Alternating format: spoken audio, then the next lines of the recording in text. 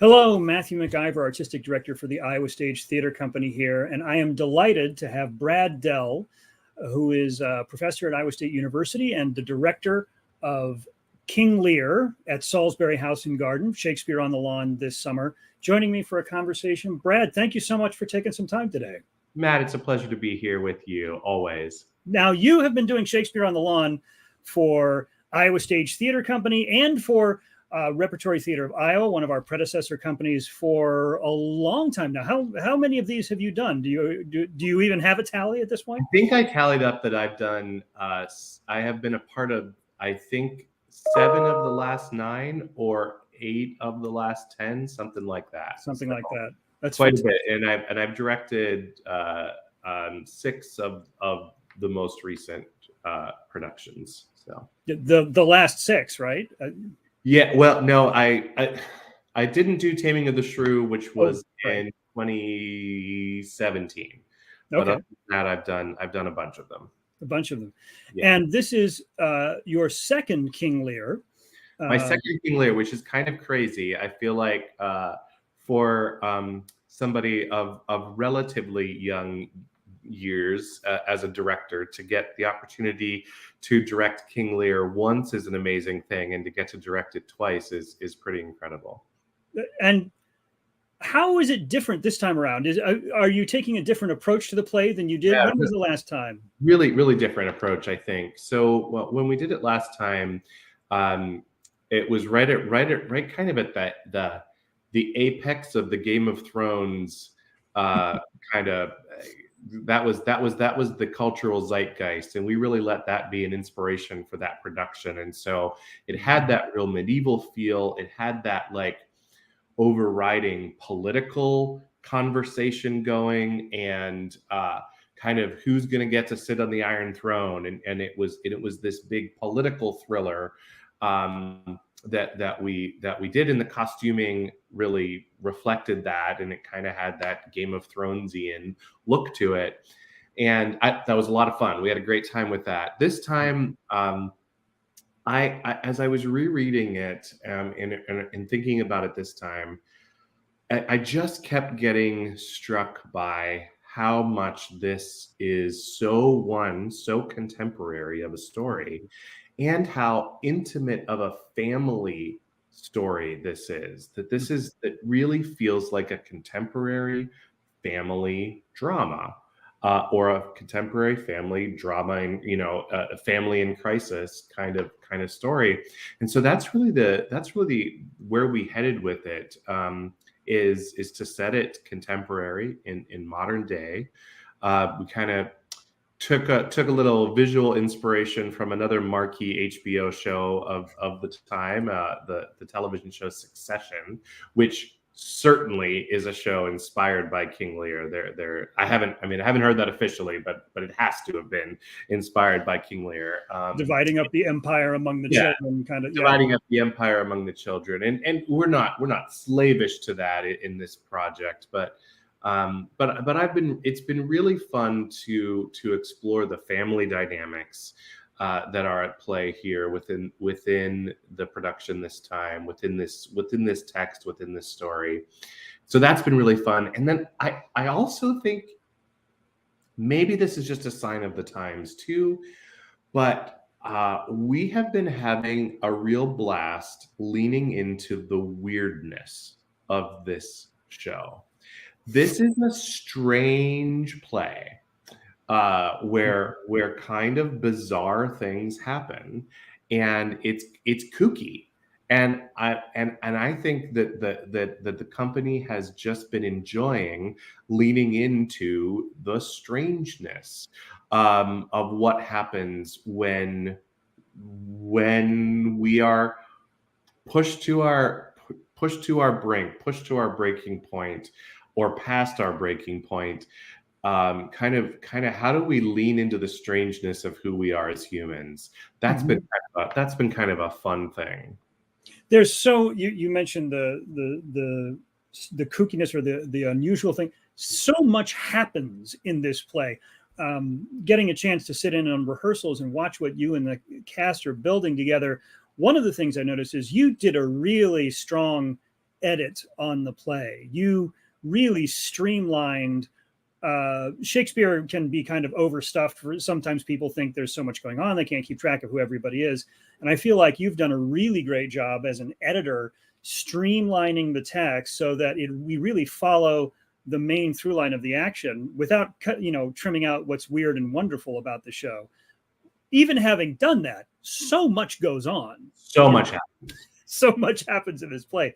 One of the things that's been interesting too to me in seeing that is that there's, Lear's not a comedy; it's the tragedy of King Lear.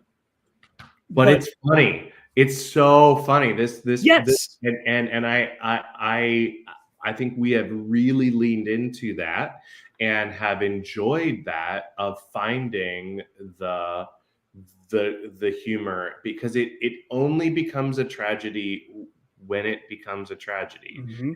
Otherwise, it is life, and boy, if we can't laugh at the times that we're in right now, I don't know what we're going to do, because the existential. I think when we're experiencing like the existential crises of this moment in our world, there's a whole lot that is so awful that it becomes ridiculous. Yeah. And I think we've been having a good time finding that in this play, that in all the horror and all the bad stuff that's happening and all the ridiculous ways that people behave, we find the humor in that, and I hope the audience finds that as well. That's certainly a huge goal. I think another thing that I feel like I've been striving to locate as a center point is again that family relationship and the different ways that family come together in the show. So the family, we see multiple families breaking apart Mm-hmm. through the first half of the show. And then I think what is interesting is that through the second half of the show, the families get put back together Mm-hmm. in different configurations. And I think especially like in our contemporary world, that idea of chosen family and finding your chosen family, I think it is a really valid and cool and unique thing. And I think we get to see that in Lear, or else if it's not the chosen family, the prodigal son returning or the prodigal child returning, and the reunions happening, maybe not how we expected them to. I think that's a cool thing that's happening in the show. Yeah, and it's interesting that you say that. It offers some model of chosen family for sure, but also some model of reconciliation after rupture, some model of reunion and reunification among broken relationships, which is not always the story that we tell. Yeah. And so I think that's been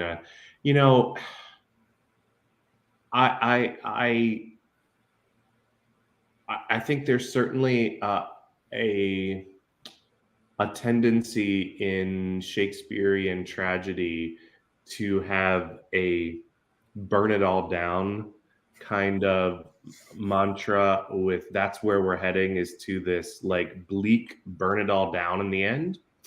And I don't know, there's just something about the way that that we're finding this story, and maybe just the way that I'm looking around our world right now, that Mm-hmm. that I just don't think we can, that I'm just not interested in that. Like I think there has to be something else that comes from this beyond let's burn it all down. Instead, let's find something anew, and let's find the little bits of hope that we can in the midst of the horror and tragedy. And so that's certainly something that I think we've been trying to figure out and find through our work on this show. Well, and he typically, whether it's at the end of Macbeth or at the end of Lear, there's a figure who sort of comes center stage and says, now we have to move forward. Yeah. This has been horrible, but we've got to, now Yeah. we have to pick ourselves up and move on. Yeah, and I think we're trying to, in a way, push that as far as we can in this production. That how can we all move on is really critical and important. And correct me if I'm wrong about this, but I think in both the case of Macbeth and in the case of King Lear, that figure has been Ben Sheridan. It has been. He is he's sort of our resident beacon of hope. We put our trust in Ben. Yeah, so Ben Sheridan, resident artist company member, played Malcolm in Macbeth, is playing Edgar here. We have some other folks returning who we're excited to see. Our Lear is back. Yeah, it's been really fun getting to work with Richard Maynard again on this role. And, I think the opportunity kind of to play Lear once is an amazing opportunity. To get to play Lear twice, what a gift. And I think he would agree. We've talked about it, that what we are enjoying so much about doing it this time is just how really fun and loose it is. It's a looser version of this character, and it's a looser version of the production, and I think there's a little bit more it's a little bit more rough around the edges intentionally. Mm-hmm. and I think that allows for there to be some different dimensions to Lear, to the character of Lear, that we find, both in terms of just more extremes, letting him go to places of extreme joy, to extreme rage, and to extreme affection. Has been really fun to kind of explore. There's been some wonderfully moving parts in rehearsal that I've seen that were different, that felt different this time, felt in some ways simpler but more natural than it can be very heightened with tremendous poetry, but you can also have that poetry lead to tremendous connection between the actors. It's been wonderful to see that. We have 3 actors as the sisters, 2 of whom are new to the company. We've got resident artist company member Heidi Mason, and we have then Jen Green and Maggie Schmidt rounding out the siblings. Heidi's been in Shakespeare's before, but I think this is the first time for Shakespeare on the Lawn for both Jen and Maggie.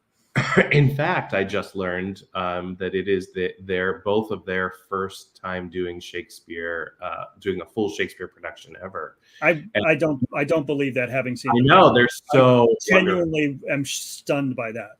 And I really feel like all 3 of them, similarly to what Richard's doing with Lear, are really bringing just so many different textures and depth to these characters. And so, that Goneril and Regan aren't just the baddies who are these villainous vultures, but instead we see where they're coming from, and Jen reminds us all the time that, like, they didn't kick Lear out into the forest.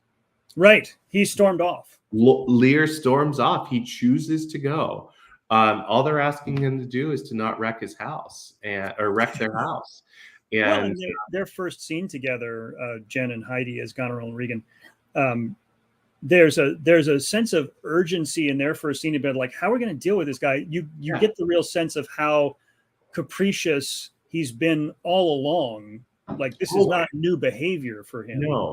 No, and I think that's what's so wonderful, so brilliant about the first scene of the play, where we get, and we're really exploiting the idea that this is a party that everyone's gathered at, and we're having a great time, and we know that something's going to happen, and Dad's probably going to do something with the kingdom and dividing everything up, and then he does this. He takes it in this weird direction. Right. With this sort of out of left field contest, and then when it doesn't go exactly the way that he thinks it should, he throws this unreasonable temper tantrum that then makes everybody in the world, in this world, go, what the heck are we going to do with this guy? What are we going to do? Yeah. And it's one of those things of, how do we deal with unreasonable people? That's definitely one of the questions of the story. And how do we deal with unreasonable people when those people are our family? Mm-hmm. Yeah, that feels like a really relevant question. Yeah, and in positions of power. Yeah, absolutely. Yeah. And we, as longtime courtiers, we have two more new folks to Iowa Stage and Shakespeare on the Lawn, with Alex and Sean playing Kent and Gloucester. Yeah, some great finds again. Some folks who are really bringing so much to the world. These characters who kind of support the central story. Great guys. Alex has kind of a fountain of ideas, always coming in with new thoughts. And I won't give it away, but he had this right from the start really fun idea of what his character is disguised for most of the show. And right away he asked what if he could try a specific accent as the character, and it's kind of taken off in a pretty fun direction, and we have a really good time with that. And really, one of the more interesting characters in Shakespeare's written a few sort of great jester kind of characters, but in the same way that the tragedy of Lear contains a tremendous amount of humor, the character Fool contains a tremendous amount of insight, wisdom, and almost is one of the few people who can get away with goading Lear and chiding him to his face. Yeah, 100%. I think the Fool is such a fun character, because the Fool speaks the truth, and that's certainly one of the themes of the show, is who gets to tell Lear the truth, and it's the Fool, and the Fool is so smart, like unbelievably intelligent. And I think what's fun is we get to see some of the characters later, Lear included, kind of taking on the gimmickry of the Fool. And we see how much Lear has learned from the Fool. So that's really kind of fun. And then that's Brittany.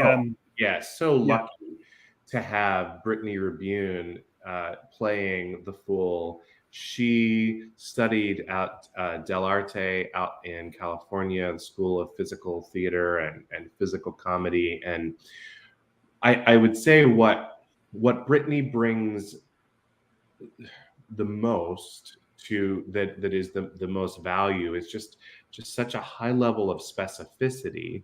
What she's saying to what she's physically doing. And that is super critical to understanding the Fool, and I just think that's an incredibly important aspect to that role. And then I think another important aspect to that role, and again something that we've really tried to lean into with this production, is just how much the Fool loves Lear. Truly loves Lear, and so loves him so much that she's able to speak the truth and give him that tough love sometimes. Yeah, and we see there's a tremendous amount of love in this play. It can be done as a very dark sort of dysfunctional dystopian play, and it's got that sort of side to it for sure, but there's a tremendous amount. These characters go through a lot for the sake of each other. Absolutely. And they put each other through a lot, which, I mean, people who love each other can certainly do that as well. The two who may be on the extreme ends of that, we mentioned Ben Sheridan as Edgar, son of Gloucester. We've also got another return performer, Thomas Gill, as Edmund, the illegitimate son of Gloucester. and a driver of a tremendous amount of the machinations and action in this. Both really fun performers. Great to see Tom Gill back, and always fun to see Ben Sheridan tackle a Shakespeare role. Yeah, I mean, I think that both of these guys are they are two of the very best. I think Shakespeare. They two of the best actors that I've ever worked with in terms of handling Shakespeare's language. Mm-hmm. They just have a real facility of making the language feel so contemporary and conversational. And yeah, their ability to they have performed together, actually as brothers before. They were the brothers in Death of a Salesman, when we did that a few years back, and so they really have a great deal of chemistry on stage together, and a real history together. But my goodness, they both are really willing to sink their teeth into these very meaty roles. And what I love about Tom Gill as Edmund is how much joy he brings to manipulating everybody and getting what he wants. So he's such a fun evil. I think the audience will be rooting for the bad guy in the show, because he's kind of this baddie that everybody wants to be, or everybody wants to be with, and I think it's just a joy to get to experience that with him. And then the role of Edgar is, I think, one of the most complex roles that Shakespeare ever wrote, and we see him be manipulated and then ostracized from his family. He's really the first that gets sent out and into this no man land, and have to really, okay, how do I fend for myself? What is the essential nature of me? And asking this question about identity. And we see him excuse me, taking on multiple different roles in order to survive. Yeah. In order to survive, and at the same time, see the brilliance of the character in reflecting on how other people are surviving in this kind of weird wasteland that we end up in. And he ends up being that character ends up being really the real heart of the second half of the show, as he rescues his father, as he rescues Lear, helps to rescue Lear, as he really ends up being the person who brings everything back together in the end. I think, and Ben as an actor is heart and soul on stage, and just is like his heart is always present. And I think the ability, his just innate ability to be empathetic, I think, is truly captivating to experience. Yeah, for a character who, as you said, goes from being very badly manipulated to being to doing a good bit of manipulating on his own, engaging in a bit of deception and misdirection to be able to successfully arrive at the end. Yep, so sorry about that. Yeah, I think we see that he is doing it while Edmund is doing it more in a more malicious way. We see Edgar having to be manipulative in order to survive. Yeah, it's a fascinating contrast they have. Yeah. Well, Brad, it's an exciting play. It's an exciting production. You've got a great cast. It's great, of course, Emily Ganfield back doing costumes. That's exciting. You're working with Todd Warming on the sound and Dakota Summer on the lights. Always such an amazing backdrop at Salisbury House. What's it like using that space for Shakespeare? Well, it's the best place to do Shakespeare. I love doing Shakespeare there, and one, because it is coming to a Shakespeare play at Salisbury House is it's an event. It's not just a theater production, it's an event. It's you bring your wine and cheese, and you set out your lawn chair, you bring your blanket. It's truly something that you're gonna remember as what the full experience is like. And then I also think why Shakespeare in particular works so beautifully out there is because that's the kind of place that Shakespeare wrote his plays to be performed in. He wrote his plays to be performed not with elaborate stage magic happening, but for people to be just coming in and out of doors, coming around the tiring house and saying, and now we're in this place, and we're not going to try to change the set or whatnot. And so I think the play just translates so beautifully out there. And there is that sense of the groundlings and the soliloquies that work so beautifully when we are just in the natural light or underneath the stars, in the same way that Shakespeare's plays were performed at the Globe so many years ago. It's why I think outdoor Shakespeare is something that is done so often, and why it works so beautifully in front of this spectacular 16th century English castle that happens to be in downtown Des Moines. And happens to have a roof from an inn where Shakespeare performed in Absolutely. one of his, so many connections to Shakespeare himself with Salisbury House, and so it's truly the best place to see Shakespeare. Well, we are excited to be back there for the first time since Macbeth in 2019. Full Shakespeare production for the first time since then. And so excited, as always, to have you involved, my friend, in this show as we bring the tragedy of King Lear forward to a new audience in central Iowa in a way that we haven't seen it done before around here. So thank you so much, Brad. Appreciate all of your work and appreciate your time, and can't wait for folks to join us July 13th through the 17th at Salisbury House. You can go to iowastage.org/Shakespeare, get your tickets and all of the stuff. Anything else we're missing or that you'd like to share, Brad? Can't wait to see you all on the lawn. It's going to be an amazing event, a beautiful experience. Bring your wine and cheese, and let's experience the majesty and the wonder of Shakespeare. Marvelous. Thank you so much, Brad. Thank you, Matt.